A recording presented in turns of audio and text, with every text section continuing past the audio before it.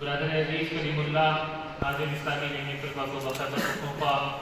برادر مکرم عبدالرزاق ناظم اسلامی جمعیت طلبہ چترال شہر،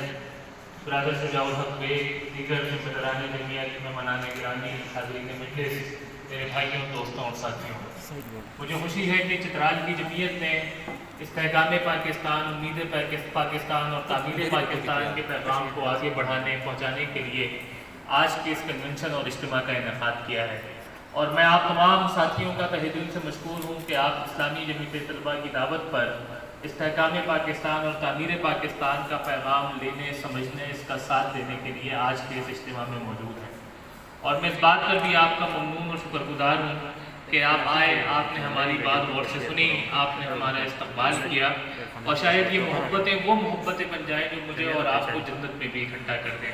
اور جب جنت میں اور آپ جائیں تو اسی قسم کا کوئی اجتماع ہو اور میرے اور آپ کے وہاں جانے کا سبب آپس میں ایک دوسرے سے صرف اللہ کی رضا کی خاطر یہ محبتیں ٹھہرے۔ میرے بھائیوں، دوستوں اور ساتھیوں، اللہ تبارک و تعالیٰ کا بے پناہ کرم اور اس کا احسان ہے کہ اس نے ہمیں اشرف المخلوقات یعنی انسان بنایا۔ پھر اللہ رب العالمین کا ہم پر بہت بڑا احسان ہے کہ اس نے اپنے محبوب ترین بندے اور نبی حضور نبی کریم صلی اللہ علیہ وآلہ وسلم کی امت میں پیدا کیا، اور اللہ رب العالمین کا بہت بڑا کرم اور اس کا احسان ہے کہ اس نے یہ توفیق بخشی کہ ہم اپنی زندگی میں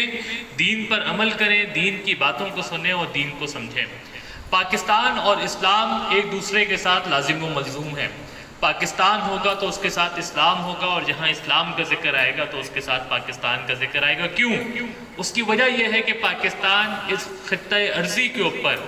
اسلام کے نام پر بننے والی واحد اسلامی ریاست ہے۔ مدینہ منورہ کے بعد مدینہ منورہ حضور نبی کریم صلی اللہ علیہ وآلہ وسلم نے اللہ کی مشیت کے ساتھ قائم کی تھی، وہ ریاست جو قائم کی تھی، اور پاکستان یہ بھی اللہ کی مشیت سے قائم ہوئی تھی، جس کے لیے بر صغیر کے لاکھوں مسلمانوں نے جدوجہد کی تھی،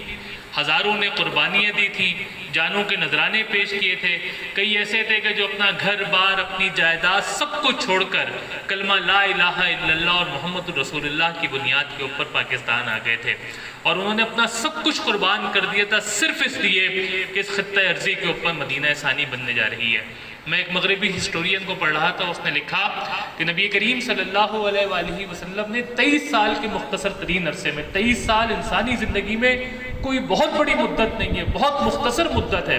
اس میں عرب کی زمین پر جو انقلاب برپا کیا تھا، ویسے تو اس کے کئی عوامل تھے، لیکن ایک بہت بڑا سبب یہ تھا کہ حضور نبی کریم صلی اللہ علیہ وآلہ وسلم کو پرعزم، ساتھ دینے والے، قربانی دینے والے، آگے بڑھ کے کام کرنے والے نوجوان میسر آ گئے تھے، جو حضرت مصعب ابن عمیر کی صورت میں، جو حضرت بلال حبشی کی صورت میں، جو حضرت علی کرم اللہ وجہ کی صورت میں، جو حضرت عمار بن یاسر کی صورت میں، ایسے کئی نوجوان صحابہ تھے کہ جن کا ساتھ حضور نبی کریم صلی اللہ علیہ وآلہ وسلم کو مل گیا تھا، اور اللہ کے حضور صلی اللہ علیہ وسلم کیا ان کے ساتھ مل جانا، مغربی ہسٹورین یہ کہتا ہے کہ یہ بہت بڑے انقلاب کی نوید، امید اور بنیاد بنا تھا۔ جب ہم نے قیام پاکستان کی جدوجہد کا مطالعہ کیا تو ہمیں اندازہ یہ ہوا کہ قائد اعظم رحمۃ اللہ علیہ کی قیادت میں چلنے والا بر صغیر کا نوجوان تھا، وہ علی گڑھ یونیورسٹی کا نوجوان تھا، وہ اسلامیہ کالج پشاور کا نوجوان تھا، بر صغیر کے طول و عرض میں جتنے مسلمان طالب علم تھے وہ قائد اعظم کی یکسو و پرعزم قیادت میں نکلے، اور پھر وہ کر دکھایا کہ دنیا نے اس کو پاکستان کی حیثیت سے دیکھا۔ میرے دوستوں اور ساتھیوں، اس بات سے اندازہ ہوتا ہے کہ دنیا میں جتنے ریولیوشنز آئے ہیں، جتنے انقلاب آئے ہیں، اس کے پیچھے نوجوانوں کی قوت شامل تھی، اس کے پیچھے نوجوانوں کی جدوجہد اور ان کی اسٹرگل شامل تھی۔ ہمارے آباء و اجداد تھے، یہی مہتر چترال تھا جو قائد اعظم کا دوست تھا کہ جس نے 1947 میں چترال کی ریاست کو پاکستان میں ضم کیا تھا۔ یہ ہمارے آباء و اجداد تھے کہ جنہوں نے پاکستان کے قیام کو ممکن بنایا تھا اللہ کی مشیت سے، اور پاکستان کے قیام کی جدوجہد کی تھی۔ اور میں آپ کو بتاؤں، جو پہلی جہاد کشمیر کی جنگ ہوئی تھی اس کے اندر چترال کے نوجوانوں نے اپنے مہتر کی قیادت میں حصہ لیا تھا اور ہندوستان کو ناکو چنے چبوانے کے اوپر مجبور کر دیا تھا۔ وہ کون تھے؟ وہ ہمارے آباء و اجداد تھے۔ اس پاکستان کو قیام پاکستان کے مقاصد سے ہم آہنگ کرنا، یہ میری اور آپ کی ذمہ داری ہے کہ جس چیز کے لیے قربانی دی گئی تھی، جس مقصد کے لیے ریاست بنائی گئی تھی، جس مقصد کے لیے پاکستان کو حاصل کیا گیا تھا، وہ مقصد واحد مقصد تھا کہ جو قائد اعظم رحمۃ اللہ علیہ کی قیادت میں بر صغیر کا نوجوان نعرہ لگایا کرتا تھا کہ پاکستان کا مطلب کیا، لا الہ الا اللہ، اور قانون ریاست کیا ہوگا، محمد رسول اللہ صلی اللہ علیہ وسلم۔ لیکن کوئی آوارہ نوجوان، کوئی لاابالی نوجوان، کوئی مقصد سے ہٹ جانے والا نوجوان، کوئی بے مقصد نوجوان اس بہت بڑے مشن کو لے کر نہ آگے چل سکتا ہے، نہ اس کو اس کی تکمیل تک پہنچا سکتا ہے۔ اس لیے پہلا کام جو آپ نے کرنا ہے، آپ نے وہی کام کرنا ہے کہ جس کے لیے حضور نبی کریم صلی اللہ علیہ وآلہ وسلم کو مبعوث فرمایا گیا تھا، اور وہ مقصد تھا اقدار کی اور کردار کی تکمیل کا مقصد، وہ مقصد تھا رویوں کی تعمیر کا مقصد تھا، وہ مقصد تھا پرسنالٹی ڈیولپمنٹ اور کریکٹر بلڈنگ کا مقصد۔ اگر ہم کریکٹر بلڈنگ نہیں کرتے، اگر ہمارے اخلاق اچھے نہیں ہوتے، اگر ہمارے رویے میں بہتری نہیں آتی، اگر ہم سوشل ویلیوز اور نارمز کو اچھے انداز میں پوری سوسائٹی میں عام اور پھیلا نہیں سکتے، ہم کبھی بڑے مقاصد کو حاصل نہیں کر سکتے۔ دنیا میں دو بنیادی خصوصیات ہیں، وہ جس کے اندر بھی آ گئی وہ دنیا پہ لیڈ کرے گا، وہ دنیا کو رول کرے گا۔ اس کے اندر پہلی چیز علمی برتری ہے اور دوسری چیز اخلاقی برتری ہے۔ جب بندہ علمیت کے اعتبار سے، اخلاق کے اعتبار سے آگے ہوگا تو وہ دنیا کے اوپر لیڈ اور رول کرے گا۔ اور آپ اسلام کا مطالعہ کریں تو آپ کو اس بات کا اندازہ ہوتا ہے۔ ہم تو عہد غلامی میں جی رہے ہیں کہ جس میں ہمارا نصاب بھی ہمیں یہ بتاتا ہے کہ جتنی ترقی اور جتنی ایجادات اور جتنی انوینشنز اور جتنی انوویشنز ہیں یہ تو مغرب کی طرف سے آئی ہے،